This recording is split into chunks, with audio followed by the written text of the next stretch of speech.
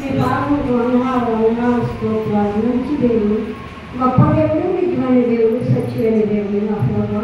మీకు మించిన దేవుడు అప్పుడు ఎవరు లేదు నాయన. నా ప్రభావ ఇంతకాలం ఆయన గ్రామాన్ని, సర్వజనాన్ని, సేవకుల కుటుంబాన్ని దీవించి ఆశీర్వదించినందుకు ఎలాంటి వందనములు స్తోత్రాలు నాయన.